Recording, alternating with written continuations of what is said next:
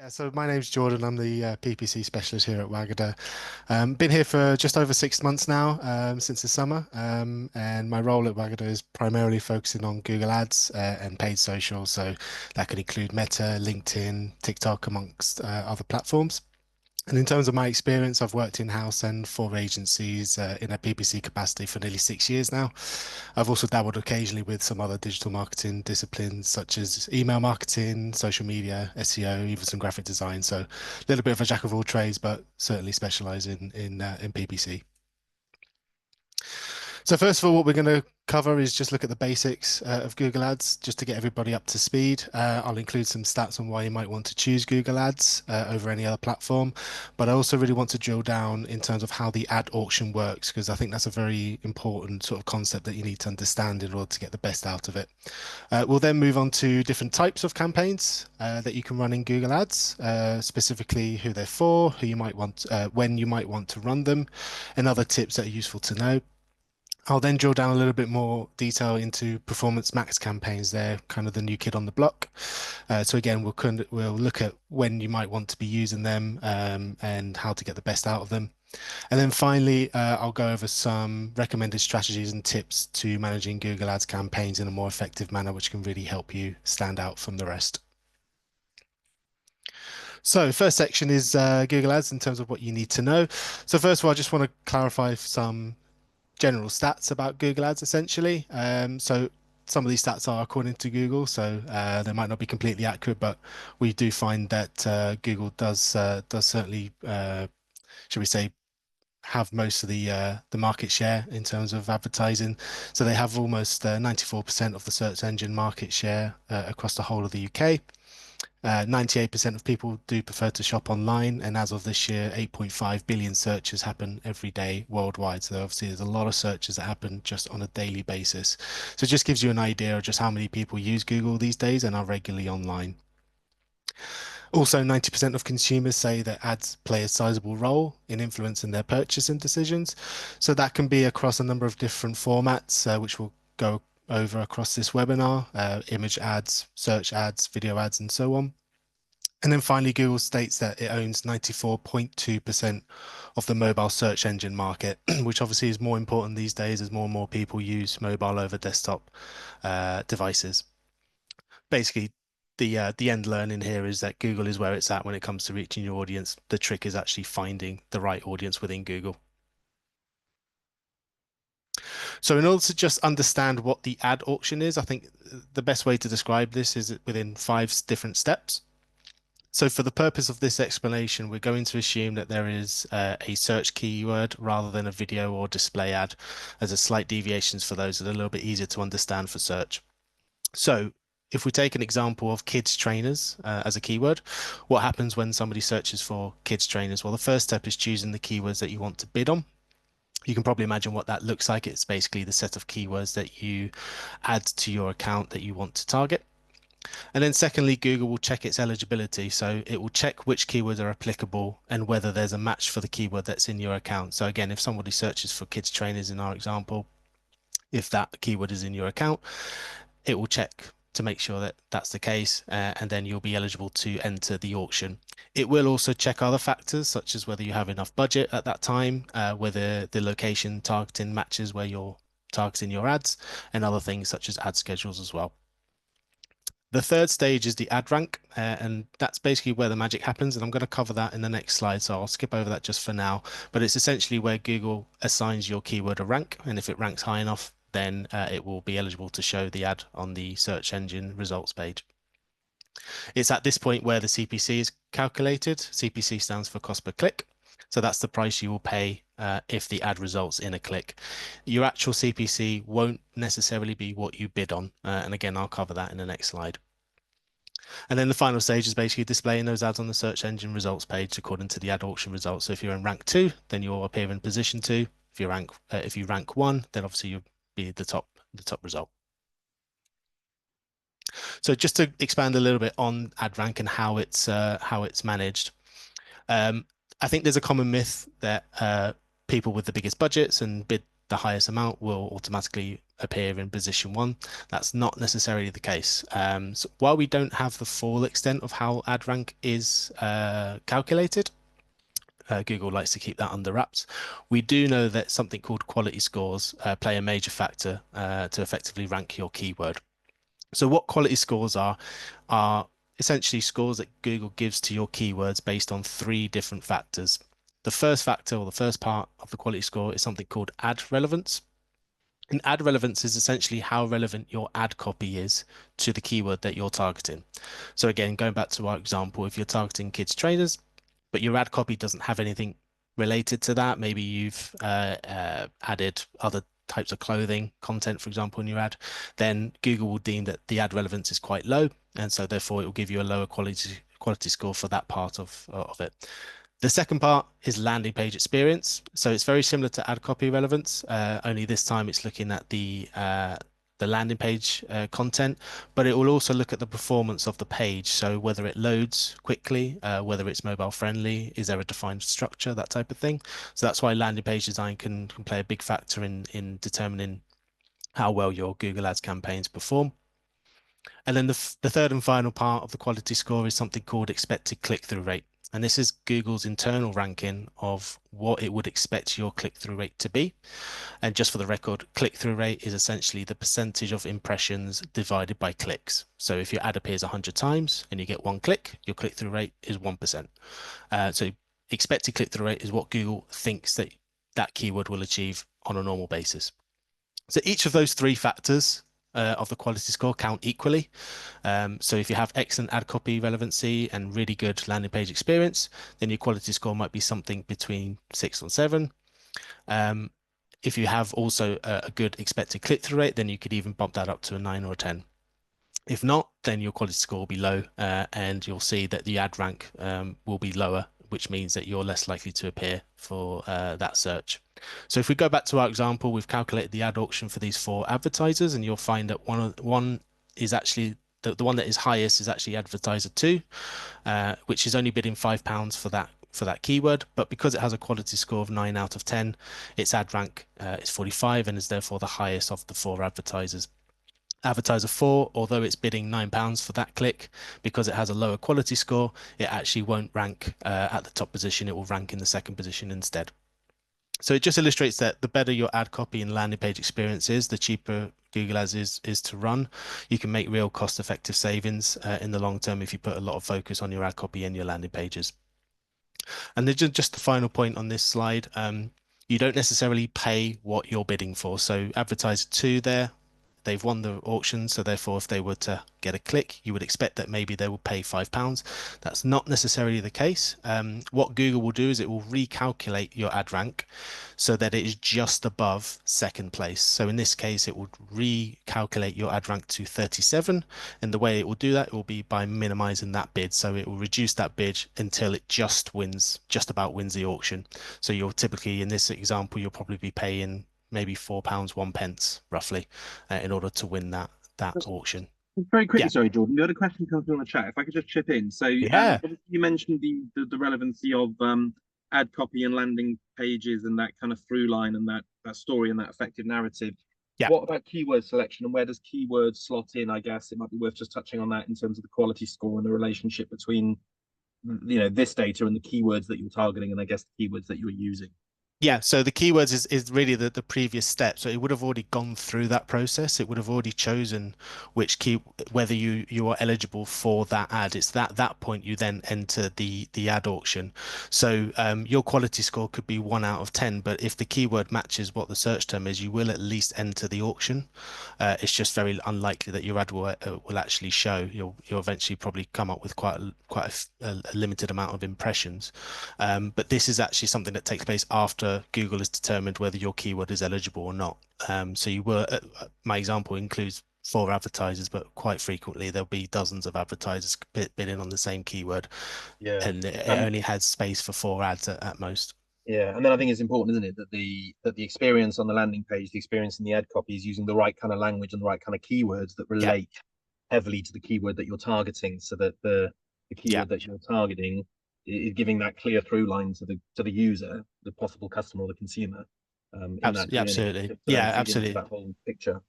Yeah, and the expected click-through rate isn't something you directly control. It is something that Yeah, Google holds back, but it will use previous data. So if your previous, if you've been running them for a little while and your click-through rate has been quite positive, it will likely bump up that part of the quality score because it deems yeah. your campaign is running well. It's generating a lot of clicks and a lot of results. So we'll take that into account. Yeah. And then just very quickly before we move on, we got a question. Where can you check your quality score? So it might just be worth touching on that. Yeah, of course. Yeah. So the quality score is essentially it's in your campaign account in your campaigns. It's a column that you can set to visible at any time on a keyword level. You also get you get separate columns for these three parts of the quality score as well. So you'll get ad relevancy, landing page experience, and expected click-through rate. You don't actually get a number rank for that. You just get a below average, average, or above average. But you'll find that two elements that are above average and one that is low average will typically result in a quality score of 6 or 7 out of 10. Whereas if you're above average in all three of those elements, then you'll be either a 9 or a 10. Brilliant. Thanks, Sean. No worries. So I just wanted to kind of give a real world example on this because we have a client that joined us probably about 3 or 4 months ago, and we were able to perform an audit. And what we found is there was quite a lot of wasted expenditure on the account. And so after conducting our audit and kind of rearranging and restructuring the account, we were able to see real benefits in terms of the CPCs, the cost per click. So in July, for example, when they came to us, it was averaging around about £12 28 pence, I think, in terms of average CPC. I think it says there. Sorry if it's a little bit small. With an okay click-through rate of 3.8%. And then after our changes that took place, I think towards the beginning of September, we really started to see that CPC come down. And a lot of that work is down to improving the ad copy and having a say in some of the landing page changes that were required. So what we're trying to illustrate here is you can really make a lot of savings if you run your campaigns in an effective manner. Conversely, it will likely also mean that you improve your click-through rate, which again will help with quality scores as well. So the better the quality score, the more cheaper you can run ads. So very quickly, just going to cover where your ads can show. There's essentially 6 places in particular. So your traditional search engine results page, and this is for all types of campaigns. You've got your third-party websites and partners. These will be typically display ads for the most part. You can then also show ads on Google Maps, on the Google Discover feed, Google Play Store for app campaigns, and then finally YouTube, which is where you'll see a lot of obviously the video ads, but as well you'll see some display as well. So next up, we're going to cover most of the different campaign types or the most used ones and when to use them and how to use them. So we'll kick things off with search campaigns. They're one of the most widely used ad formats in the digital marketing world. They've been around for donkey's years, effectively, at least in internet terms. And I'm sure everyone's fairly familiar with them. They're designed to show text ads on Google search results pages when users search for relevant keywords. So in terms of who they're for, in reality, anybody or any business can use these to good effect. They're the most user friendly in that regards, mainly because people are actively searching for what you're offering. So it's quite easy to sort of advise this for any type of business.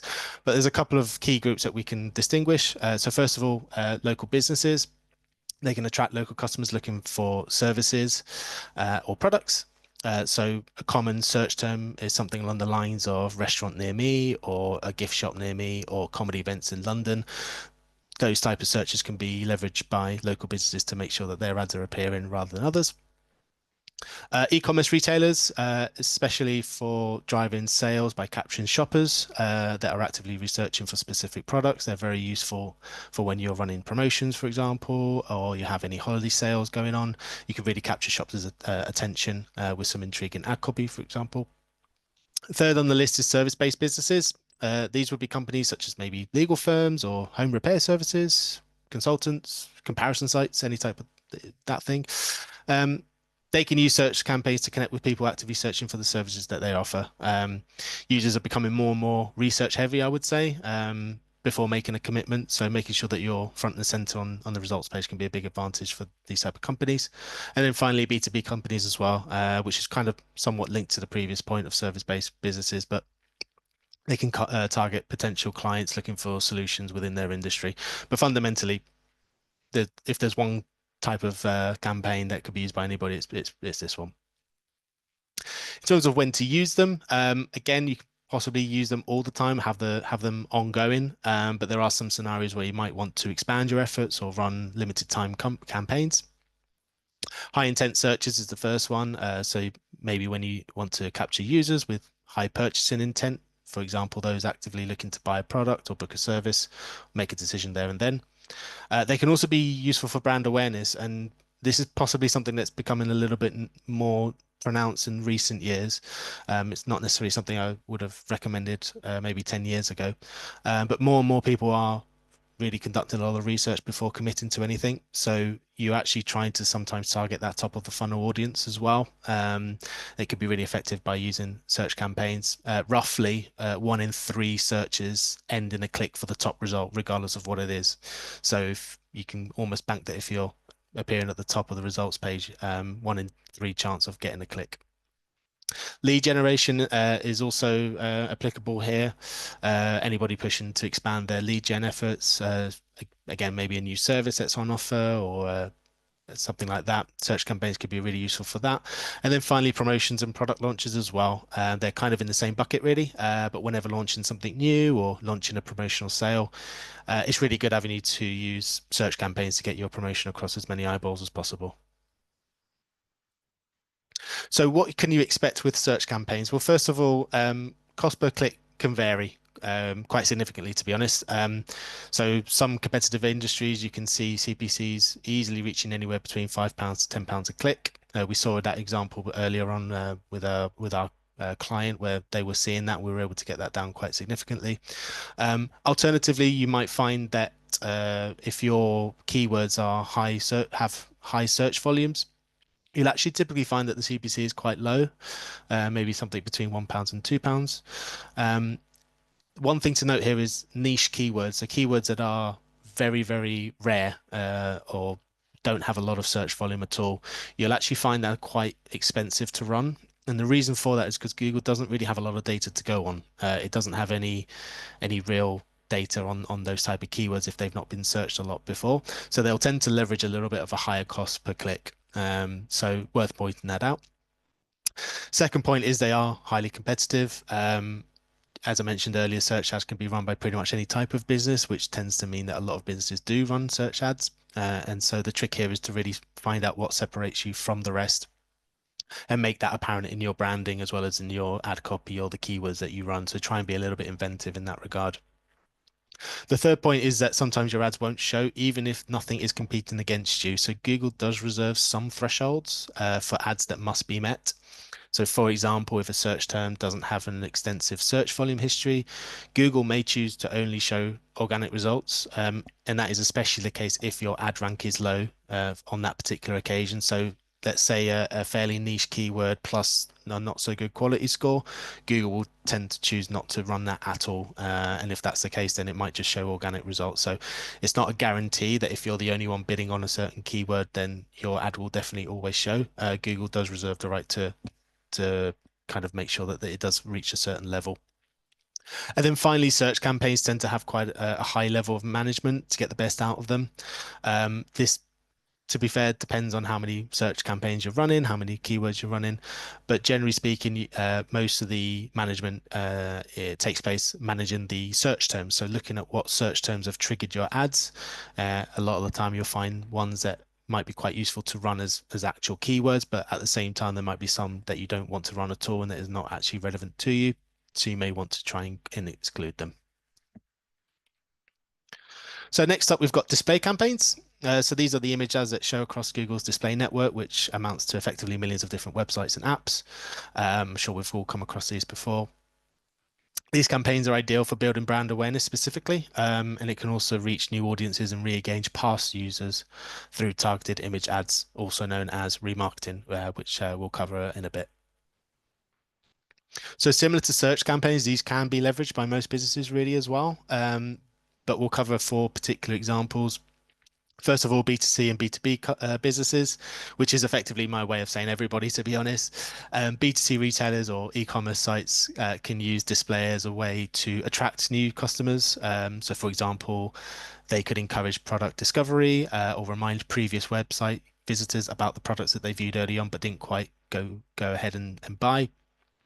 And then for B2B companies, they can be useful for businesses to help build brand familiarity and recognition among potential clients.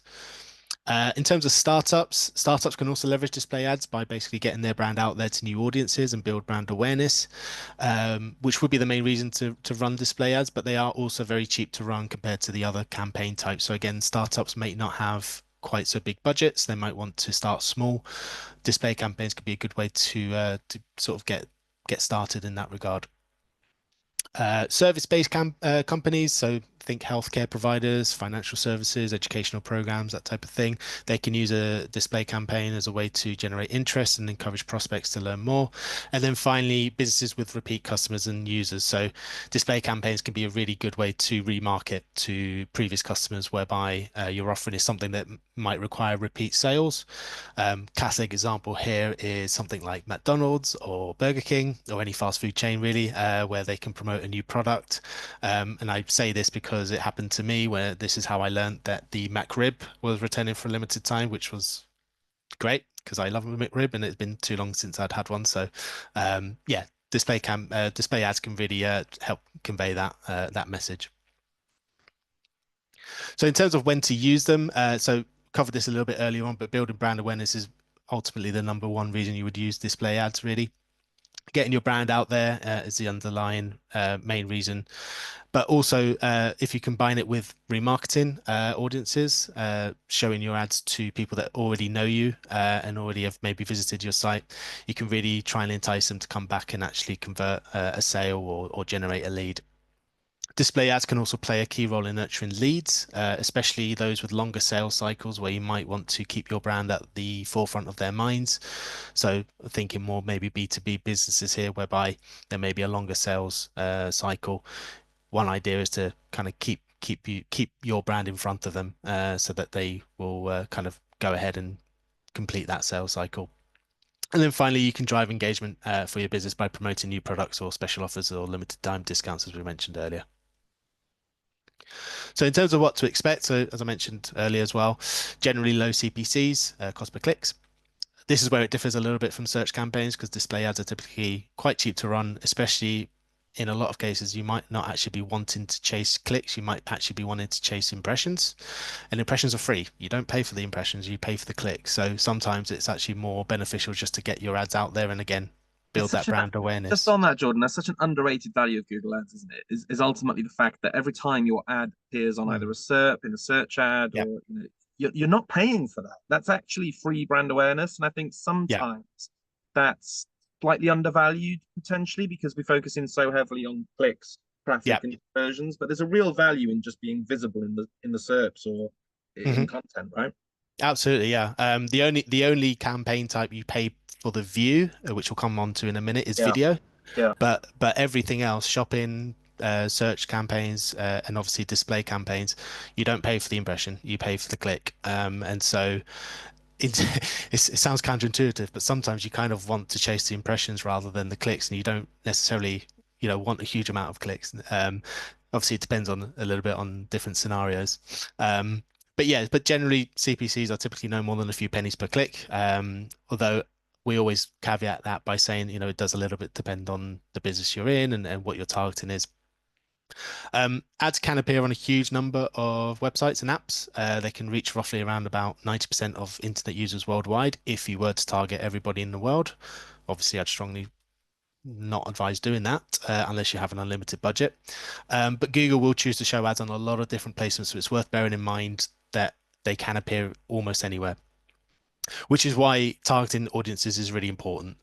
You'll want to make sure that you're getting the most out of your budget, and by that you need to make sure that you're defining your audience and targeting exclusively to them. That way you're more likely to see better results. So whether that is remarketing to previous visitors or if you have a clear idea of who your ideal customer profile is, what their behavior is or what interest they're in, or what they're interested in. You can create audience segments and target those specifically. So ultimately, that really is what makes or breaks your campaigns. Most of the management of the campaigns boil down to checking where your ads are showed, and then basically either excluding them or finding trends that could help, potentially help with your customer profile. Gaming websites spring to mind here. They are rich in display advertising. A lot of the time, they will take up a lot of your impressions. So, if that's not something that you're interested in, you don't want to be showing on those gaming websites, then there is a little bit more management to be had. And then finally, display campaigns are usually low converting. So, kind of what Dan mentioned there, that bottom of the funnel conversions, such as sales or lead gen form submissions, calls or emails. Potentially you will see low numbers for those, but what you're really sort of trying to get here is brand awareness. So it's a good idea to track other KPIs that are more to do with maybe traffic to the site or just sort of brand recall as well. So next up we have video campaigns. So that's next. So these are almost exclusively on YouTube, but you will occasionally see videos on other partner sites as well. And they're designed to increase brand awareness as well, but they have a bit more of a sort of drive and engagement aspect to it as well, to boost conversions. And they're really particularly effective for storytelling, reaching new users and connecting with audiences in an immersive way. And I think one thing to note here about video campaigns is they're usually a larger part. They're usually a part of a larger marketing plan. You very rarely run video campaigns on their own. So if you're running like a video campaign, you would be strongly advised to put that as part of a bigger plan. So whether that is other digital marketing efforts or even traditional out of home marketing, which helps try to convey the story that you're trying to tell. So who are they for? Well, video production can be quite expensive, whether that be filmed content or an animation style video. It's very easy to change your ads if it's a search ad, whether it's when it's a video, that requires a lot more time and effort. But we find better quality videos really make a difference here. So you'll probably have noticed B2C and e-commerce crop up a lot, but they really are eligible for most campaign types. So companies that sell directly to consumers, particularly those with visually appealing products, can use video campaigns to showcase them quite well. You then have events as well. So any businesses that set up or run events, they can really benefit from video content rather than just a display ad or a search ad. And then in terms of industries, there's a couple of industries that really leverage video quite a lot. First one is travel. So travel videos are very, very common, to try and convey that kind of dream of being on a sun-kissed beach, drinking a margarita or a pina colada, but also film industry as well. Obviously, trailers is the normal sort of video that they regularly run, and they'll try and kind of convey that sort of feeling of immersing yourself into a new universe. And then finally, larger businesses, again, mainly because of that video production expense. It's not the same as just coming up with ad headlines and descriptions. So videos can be effective for those that have deeper pockets who can afford to run video ads a little bit more often and continually churn out updated video content. In terms of when to use it, these are quite similar to display campaigns in truth, so I won't labor on this slide for too long, but building brand awareness, launching a new product or offer can really benefit from video ads as well as driving users to engage and consider interacting with your brand's content. It's about selling a dream that the video is trying to convey and get people excited. And even if they don't convert then and there, you could always remarket to them with more video content to entice them back. A good example for that is Compare the Market. They do a really good job at kind of enticing people to come back and use their comparison site through video. So what to expect from YouTube or video campaigns? Well, first of all, as I mentioned earlier, it's not necessarily a cost per click model here, it's a cost per view. So what that means is it can get expensive quite quickly if people view your videos but don't necessarily click or go any further. There are a number of YouTube formats. The most common one is something called in-stream ads. Pretty sure most people will come across them. These are the ones that you can skip after 5 minutes. Sorry, 5 minutes, 5 seconds even. And if you skip it, then you're not going to be charged for it because they're not viewing the whole video.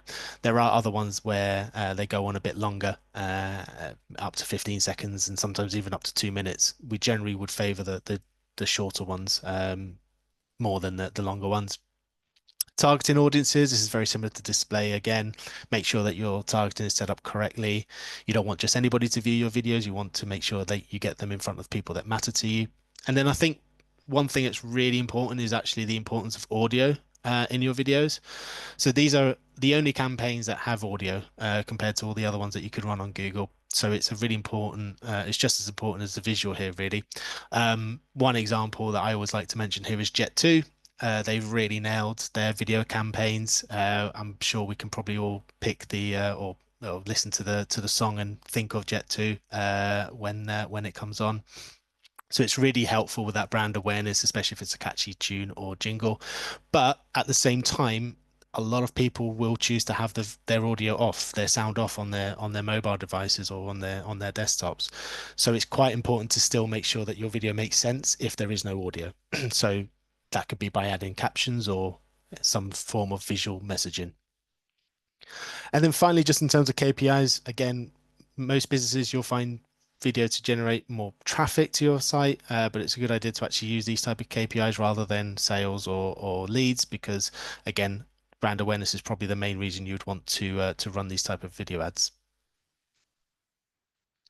So Just very moving on to, quickly, sorry, yeah, we go. move on to sort of shopping and Yep. various, but there's questions that are kind of relating to the last section, so I might just jump in with them now if that's okay. So, Hmm. we had one question around, well, first of all, with a lot of these and the whole search landscape, the impact of AI and AI assisted search results. Obviously, that's pushing PPC results to different places. What's your view on that and the changing face of Google search, I guess? Pretty Yeah, open so question, but yeah, yeah. yeah, so it's something I will briefly cover towards the end of the So webinar. fair. But yeah, no, in terms of AI, I mean, Performance Max is essentially the AI campaign.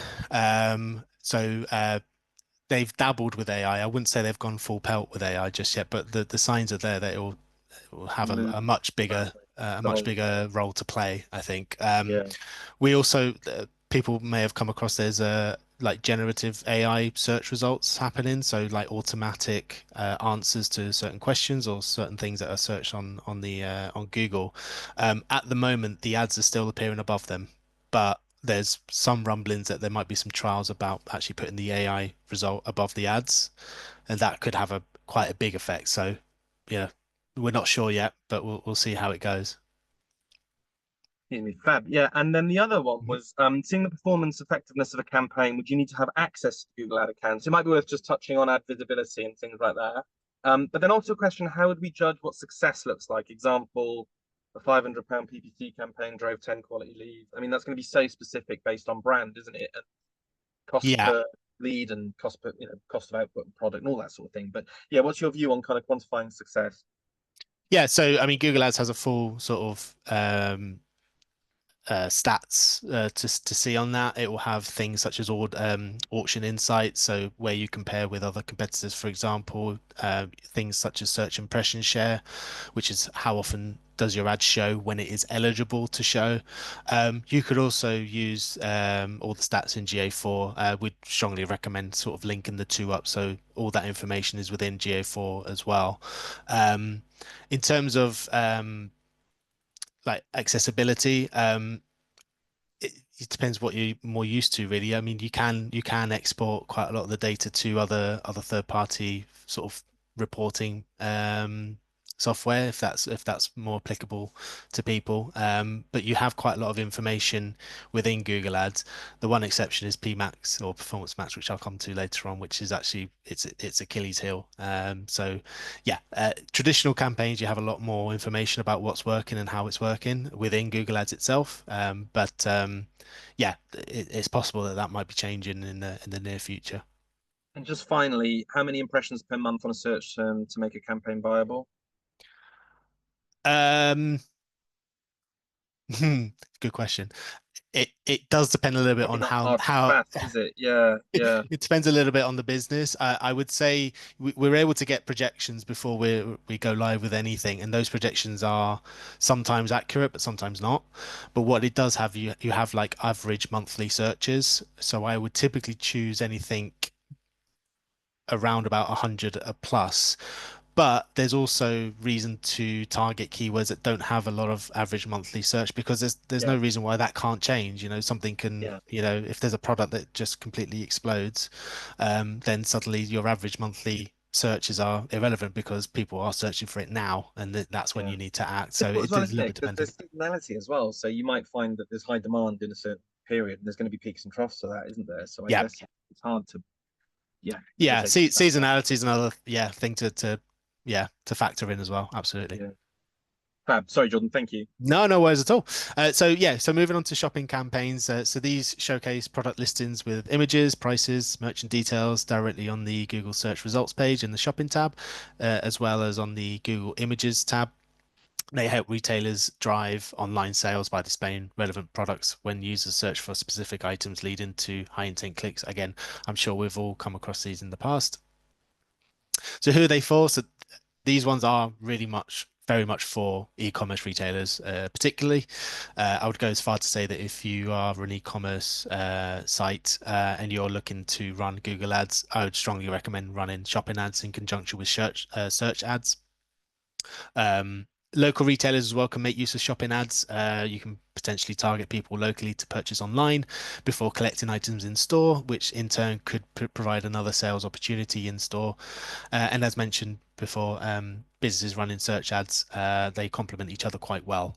So running both in tandem could really provide a lot of benefits. One key thing about shopping ads is more than one can appear at the same time. So with search ads, you can only get one appearing, but with shopping, you can have multiple shopping ads appearing on the same page at the same time. So you can really expand your real estate on the page to make sure that eventually someone will click on one of your ads rather than the others. And then finally, any large inventory business, so businesses that have a lot of inventory, you can, again, for the same reason, you can have multiple ads on the same page. So if you're selling something that has a lot of slight variations of products, maybe DIY or drills or saws, that type of thing, from a lot of different brands, you can make sure that a lot of your ads are appearing at the same time, which can help get people onto your site. Shopping ads, they can be used on an ongoing basis, but obviously there are certain situations where you might want to run them for specific reasons. Product launches, seasonal promotions are the obvious ones there, but also, like I said, it can help increase in-store traffic as well.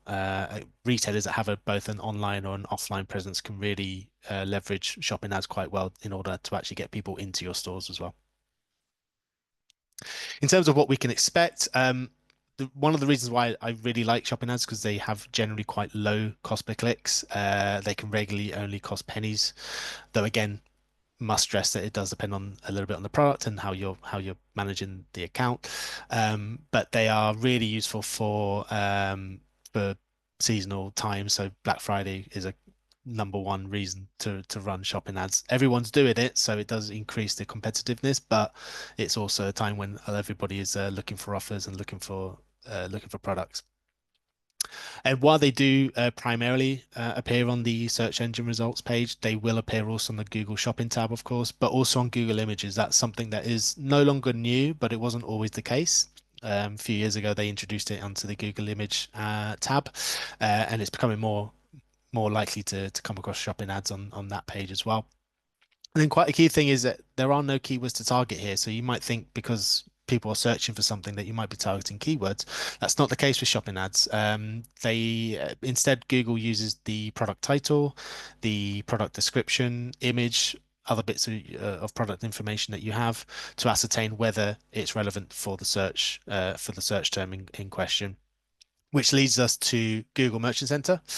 And that is basically where you spend most of the time optimizing your products. So this is kind of beyond the scope of this particular webinar, but essentially what you do is you upload your product feed, your product list into Google Merchant Center. And from there, you can change certain things such as product titles, categories, that type of thing, in order to then appeal to certain searches that are going on. So that's where you would manage that rather than in Google Ads.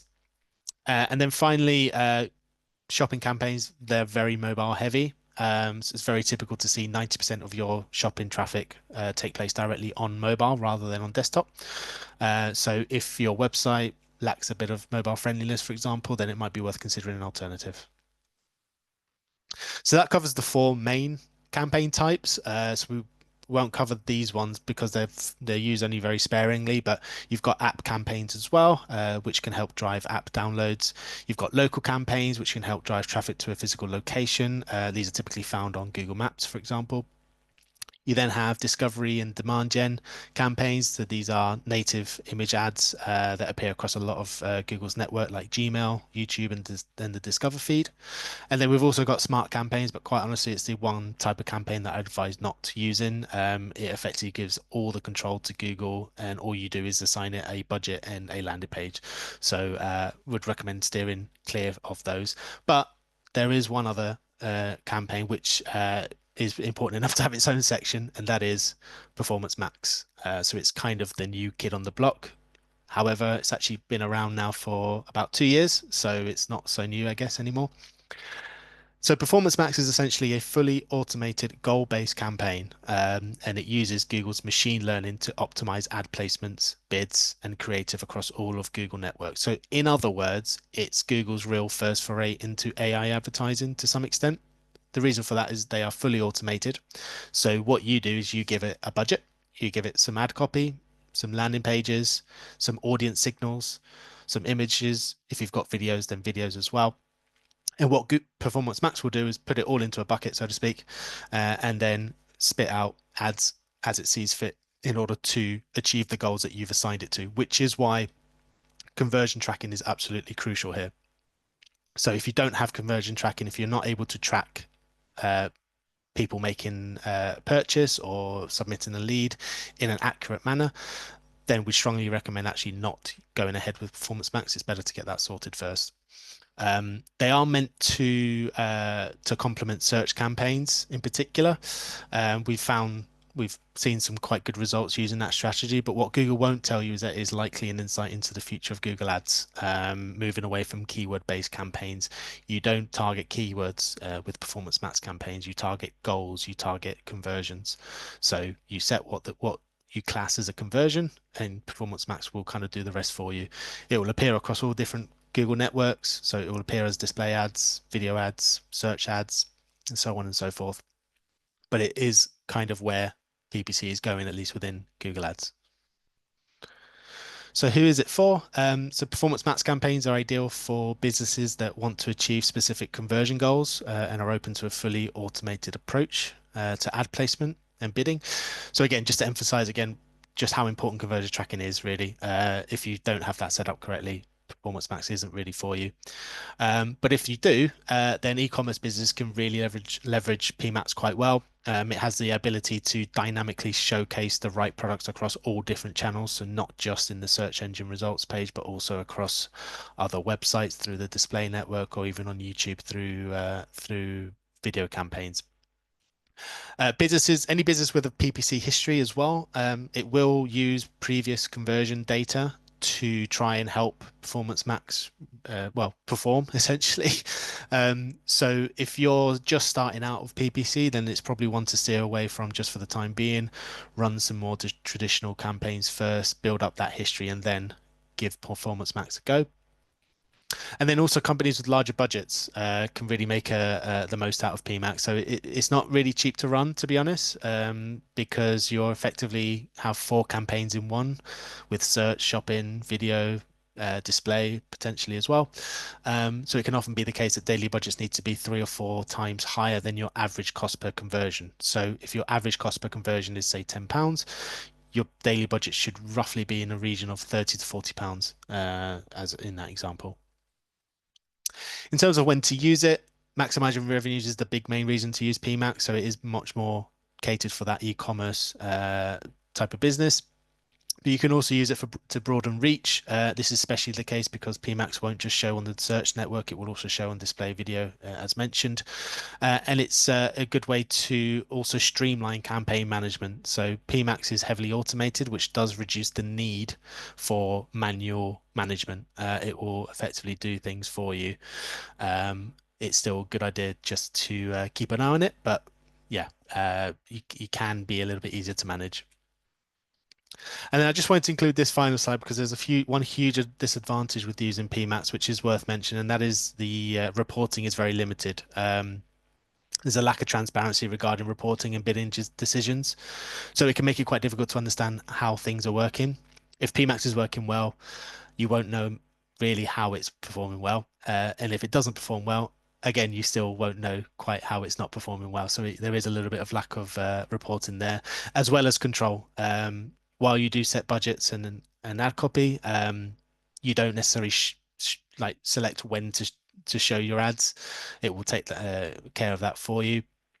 Another question to have is whether to include your brand or not. Brands typically, or sort of branded keywords will typically be very high converting, but PMAX can focus too much on that potentially as well. So you need to be a bit careful about whether to include your brand or not. And really, you can't skimp on it. You can't really go half-hearted into Performance Max. You kind of really got to give it a good go. So you need to give it the enough budget. You need to give it enough ad assets to really get the most out of it. And that's because there's also a longer learning phase as well. So campaigns can typically take up to a month sometimes to really start seeing some results. Would you recommend running that along with search campaigns? Was a quick question. Do you have the two in Yes. tandem? Yeah. Yeah, absolutely, yeah. So Performance Max can kind of take care of video and display on its own, so you can kind of not run those type of ads. But search ads, you because you kind of you want to control more when people are actually searching for you. You might want to retain some of that control. With display ads, you're maybe a little bit more lenient in terms of where they show. You just want to get that brand awareness out there. But for search campaigns specifically, you do really want to retain that bit of control. Then very quickly, we're just going to go with some advanced tips and strategies for running effective ads. First of all is whether to run a brand campaign or not.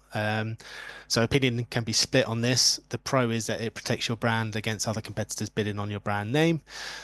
So it means that if somebody is bidding on your brand, their ad could potentially show higher than yours, especially if you're not running an ad. But the con is obviously you might be you might be paying for clicks that you may have earned for free. So people may have scrolled past those ads and just clicked on your organic result and then clicked on that for free. Personally, I'm of the opinion to run brand campaigns. I think the pros outweigh the cons in this particular instance. One tip is advertiser verification. So this ensures that users can see verified information about the advertiser behind each ad. Each ad has three little dots, which if you click on, you'll be able to see a little bit more information about the advertiser. It's very useful to make sure that you complete this because it adds a little bit extra in terms of ad assets that can be used. You can use certain ad copy sort of extras, which are really useful to have. Next, we have search query matching. This could be a very, very long slide, so I'm going to cut it down as much as possible. But essentially, what we mean by this is exact match keywords don't exactly mean, well, doesn't necessarily mean exact. So when you're bidding your keywords, you can bid them on an exact match, on a phrase match, or on a broad match. And over the years, that's changed slightly so that exact match isn't really exact anymore. It will count things such as misspellings or synonyms, but broad does mean broad. It will count anything related to the keyword, even if it's only marginally. So generally speaking, exact match will bring better intent.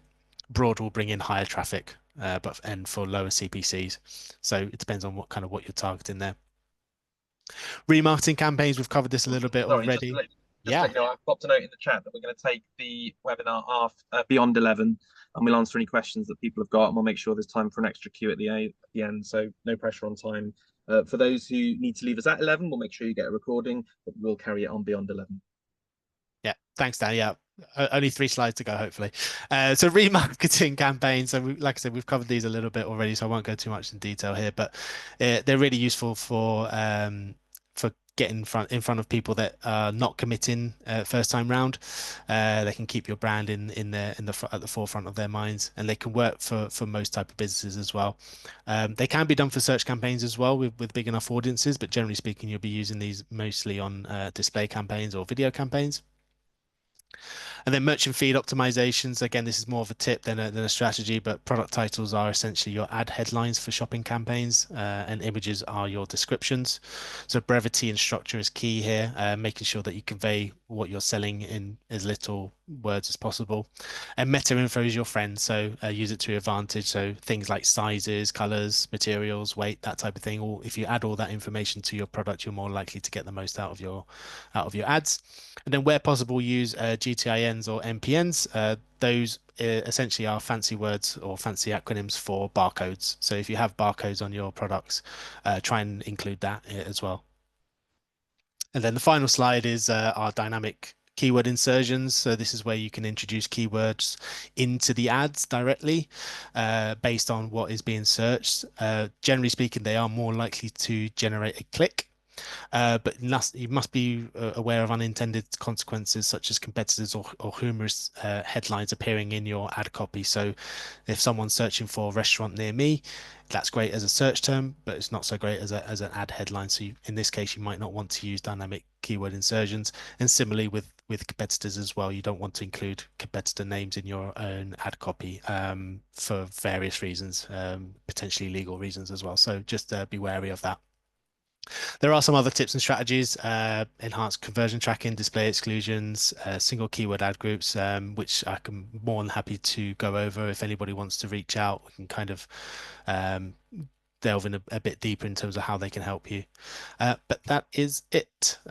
Sorry for the tight turnaround. Yeah, I think I went a little bit long in there in the middle, but hopefully that's explained a little bit in terms of how to get the best out of PPC on Google Ads. Jordan, thank you so much. There's been so much useful stuff in there, and I think one of the most common questions from, I guess, businesses that we work with who've been doing Google Ads prior to working with us, or to those who are asking about Google Ads, one of the biggest areas that people need to try and tap into is what types of campaigns and how to go about it, and if they're doing the right sort of campaigns and when to use Yeah. certain types of campaigns. So I think there's been a lot of value in there. I think, yeah, really, really insightful stuff. So thank you to everybody. What we'll do now, we will send a follow-up. As I say, you will get a recording, you will get the deck, you'll also get some information about our forthcoming webinars as well.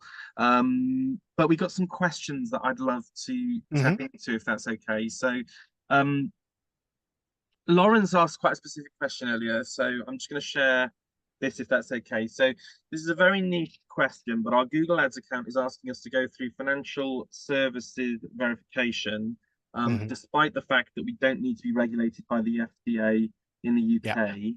Hmm. It's currently not hugely clear to us what we can or can't advertise. Some ads run fine, others don't. Can Hmm. we shed any light on this? Yeah.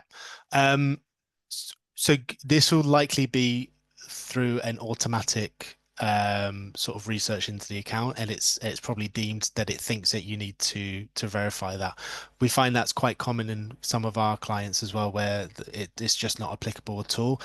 That's not to say it isn't. Like you say, it's quite a specific question. So Yeah, my answer to that would be is that I mean it's something we could definitely look into and kind of clarify in more detail when yeah. we if we were to look into it. But To look in the it specifics of the account. Yeah, yeah. yeah, but it is a common sort of it is common sort of notice that comes up. One of the things about Google Ads is a lot of the time it will tell you you need to do this, and you really don't. It's not this is all kind of an automatic sort of notification essentially. So it doesn't mean it's not true or not eligible, but it might also be a case of it's not applicable to you. You can just ignore it or dismiss it. But again, Mm, it's mm, probably mm. best to double check. I'm sure we can possibly arrange that. Yeah, yeah, thank you. Another one, Jordan, what are your thoughts on using long tail keywords? So I guess this is a bit more pertinent Hmm. to kind of search ads, but yeah, what's your view on the right types of keywords to go after and using long tail keywords for Google Yeah. Ads? Yeah, so they are really, really useful, especially if you do have slightly smaller budgets, because they'll typically be less competitive, which means theoretically you should be able to bid a little bit less for them. The counter sort of argument to that is because they are longer tail keywords, they probably will have a lot less search volume, so less people will actually be searching for them. And again, going back to the search query matching, if you were to include that long tail keyword as an exact match, you'll actually probably get quite a few searches that don't quite match it exactly. So Yeah, you'll actually still cover some maybe shorter keywords within that longer tail keyword. So definitely a good a good strategy to do if money's a little bit tight for sure. You might not get as many results as you want, but at the very least you'll make sure that people the more relevant, the important thing is about getting the relevant people to click on your ad rather than just anybody. So longer tail yeah. keywords are very good in that respect.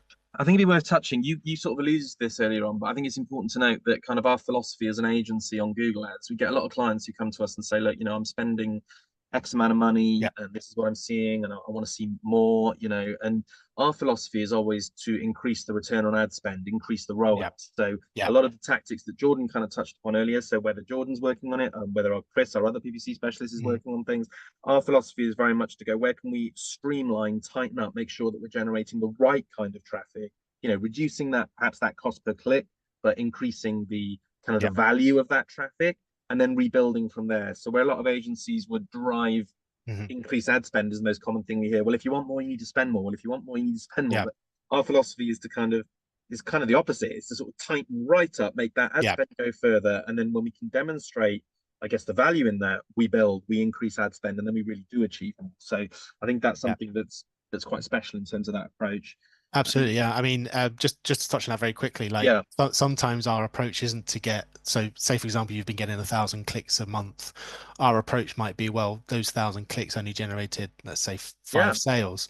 yeah. We can probably get maybe 200 people to your site, but we'll generate, or we'll try and generate 10. And Twice as so, many. Yeah, absolutely. Increase the yeah, conversion rate yeah, first, right? So yeah. yeah, yeah. So another quick question for D2C, so direct to consumer product business, what would be the best campaign to run? Oh, I love this. For a Black Friday sale, very seasonal, very timely. What's your view on Black Friday? How can we be competitive in a hyper aggressive online market space? Yeah. So again, there's probably two schools of thought here. One, if you are looking to promote during Black Friday using sort of Google Ads, Google Shopping is probably your number one choice here, purely because like I said, you can show more than one ad at the same time. So if you have a lot of sort of similar products, then you might be able to appear more often than once. But secondly, there's just more space. So for search ads, I'd still recommend probably trying search ads, but if you just want to do one, shopping is probably best because with shopping you'll get a minimum of 8 ads appearing at the top. With search, you can sometimes only get one or two. There's a maximum of four usually, and then obviously if you scroll a bit further down, then you might get more ads appearing, but no one really does that anymore. So you could probably get more bang for your buck when shopping. Secondly, it's also cheaper as well. That would be one side of things. The second thing is possibly just let Black Friday just maybe go because like you said there's so much competitiveness, so you do need the budgets to go with it. So if you're working with a limited budget, it might be worth maybe looking maybe into the new year potentially, maybe that new year kind of buzz that people can get, and maybe with their Christmas spends or something like that. I know people are sometimes a little bit short on money during January, but it's also that time of year where people go with the whole new year new me sort of mindset. So it might be a less competitive time as well. So Yeah. yeah, two different schools of thought with Black Friday. Yeah. Yeah. Got a question from a smaller business. So a small physio home visit service need about 10 valid leads a month. What's the best strategy and budget should I allocate roughly? Now, but budget, that's a hard question, is it, in terms of budget, you know, top level? Yeah. But what's your view, I guess, in terms of the market, the Mhm. challenge, yeah, and how to go about that from a budget Yeah. perspective? So yeah, budget's a little bit difficult because it really does depend on what your cost per click would be. So my initial thoughts would be running a search campaign first, especially if you're new to Google Ads.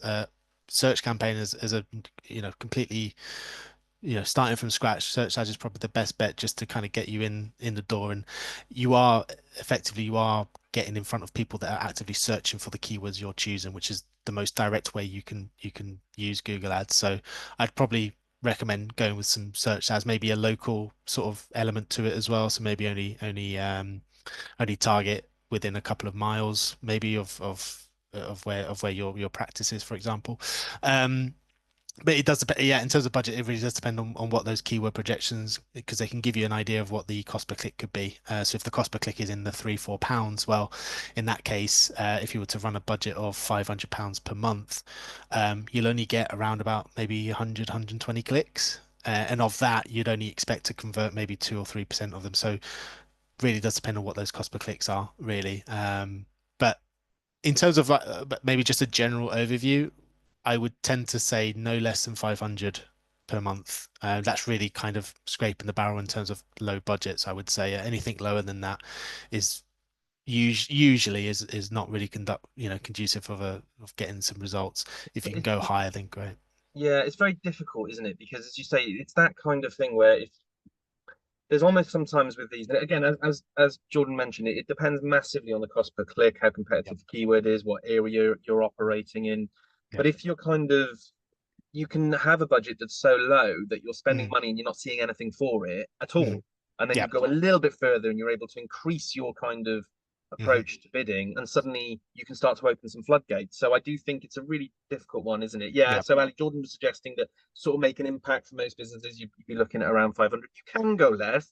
I mean, I'm not sure what the minimum. I think the minimums are. You can literally start from the ground up, right, Jordan? You could have a couple of pound a day, couldn't you, if, Yeah. Yeah. a sole Yeah. trader or Yeah. but I guess the risk is that you'd then be spending somewhere shy of £100 a month, and you wouldn't. Would you see anything for that? Yeah, So exactly. Yeah, it depends. If it does depend a little bit on campaign type as well. If you're running display, for example, then budgets can be a lot lower because the cost per yeah, click are usually pennies. mm, But I would say generally speaking, you'd always want to be running search ads probably, yeah. and those are the ones that unfortunately do can vary in terms of cost per click. So it's quite hard to actually give a sort of a number for budget. So just quickly, we'll take this a few minutes more. So how do you use these campaigns to retarget the customers who have purchased from your website? So who have Mhm. already purchased? Okay, so Jordan, yeah, increasing lifetime value, bringing back repeat purchase. What's your view on that? Yeah. So you would usually get those audiences from GA4. So hopefully you'd be tracking conversions and purchases through GA4. You can then create an audience within GA4 to say anybody who's converted or anybody who's purchased over the last 30 days, put them in this bucket, so to speak, and then you can then import that into Google Ads. And it can be it's a constant link. So anybody that continually purchases will get added to that bucket as well, that audience. And then you just basically set up the campaign. Let's say, for example, if it's a display campaign, there's a section there for targeting, and you choose what audiences you want to target. You would just choose the purchasing audience, for example, and then you can basically make sure that all your ads are appearing to just those people that have purchased on your site. So again, for repeat customers, that would be a good example. But remarketing doesn't necessarily mean just people that have purchased. It could be just people that have landed on your site but then went away or bounced off the site. Those are other types of audiences that you can put into a bucket. Again, I like to use buckets. So remarketing can work just for people that have visited your site and therefore are aware of you, but maybe didn't quite go ahead and purchase anything or generate a lead. So it can again entice them back to maybe come back and complete that. Classic example would be again maybe Amazon. A lot of people maybe put stuff in Amazon their baskets, but then maybe change their mind. Amazon could potentially run some ads to try and get them to come back and complete that purchase. Couple of final questions, and then I think we'll draw a line if that's okay. And then any further ones we can try and engage separately or offline. Um, I'm aware that Google gives information on the popular keywords, but are there any other links that I could use to get valid keywords? So, I mean, keyword research tools. What's your Mhm. thought, Jordan? Yeah, so Google has their own keyword planner from which you can select certain sort of search themes, which will then spit out a number of different keywords. You could also add websites or even landing pages, and from there it will divulge which keywords are most likely to compare to that landing page. There are other third-party tools as well. There's quite a few out there. Mangles, I think, is one. Keyword Finder. You always get a little bit of a PPC element to it as well. I do Google tend First Suggest is another good one, isn't it? One of Yeah, Neil Patel's one now. Yeah, yeah. Sorry, yeah. go on, Jordan. But I do tend to find the Google Ads Planner is quite good for that, because it is getting the data directly from Google. So it does provide PPC projections rather than SEO projections because they can vary quite significantly.